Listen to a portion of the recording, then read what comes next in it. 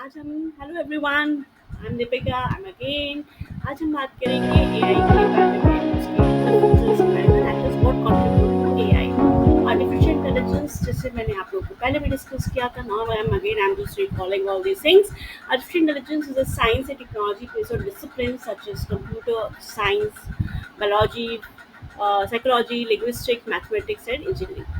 हम लोग कहते हैं कि जैसे computer science is a very artificial intelligence अपने आप में जब आर्टिफिशियल इंटेलिजेंस को डेवलप करता है। Again I am just recalling what objective of artificial now I'm just recalling all these things. Artificial intelligence is a science and technology based on disciplines such as computer science, biology, psychology, linguistic, mathematics and engineering. हम लोग कहते हैं कि जैसे computer science is a very artificial intelligence अपने आप में जब आर्टिफिशियल इंटेलिजेंस को डेवलप करता है। Again I am just recalling what objective of artificial intelligence. Artificial intelligence के थ्रू हम मशीन्स को इंटेलिजेंट बना रहे हैं उस तरीके से कि वो पूरा इस तरीके से कि वो एज अ ह्यूमन बीइंग की तरीके से सोच सके, लर्न कर सके और वर्क कर सके। ये हमारा एक ऑब्जेक्टिव है आर्टिफिशियल इंटेलिजेंस के थ्रू। तो लेकिन हम अब यहाँ पर बात करें कि if I am developing some software और some application with the help of for artificial intelligence. So, what are the things which we have to think and consider? What makes the AI?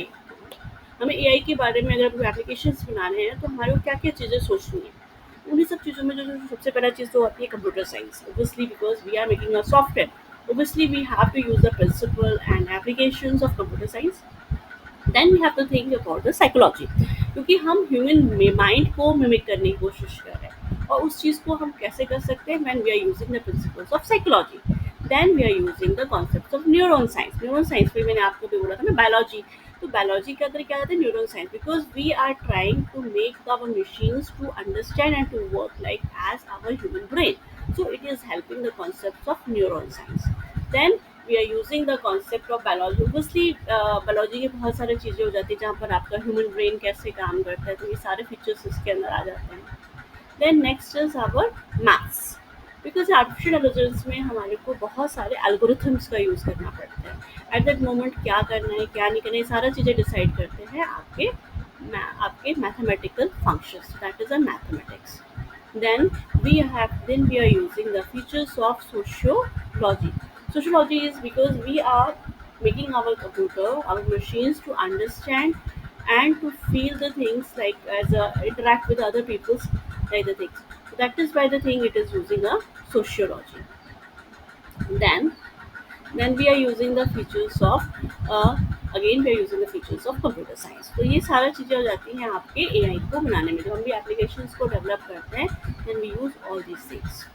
Then अभी हमारे पास next आपका difference आ जाता है। अब आप लोगों को समझ में आ गया होगा कि आर्टिफिशियल इंटेलिजेंस के सॉफ्टवेयर बनाते हैं तो वो एक एप्लीकेशन क्योंकि जैसे ह्यूमन बीइंग की तरीके से मिमिक करे, तो हमें इन सारा चीज़ों के कॉन्सेप्ट्स को आपस में कंसिडर करना पड़ता है and then only we can able develop a good artificial intelligence application.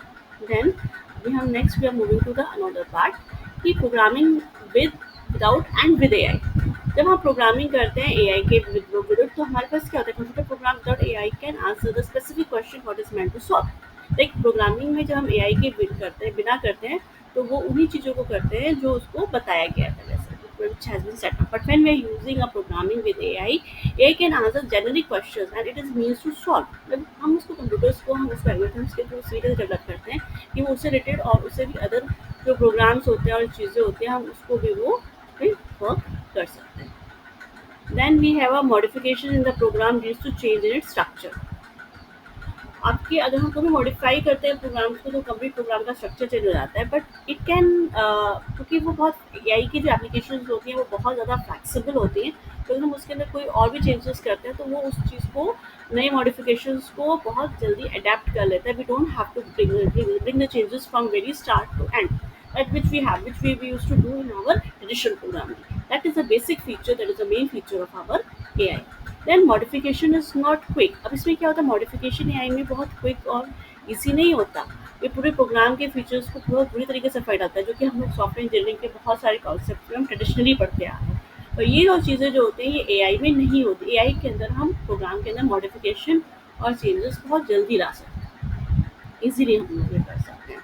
Then that is a basic features Now हम बात करें what are the AI techniques.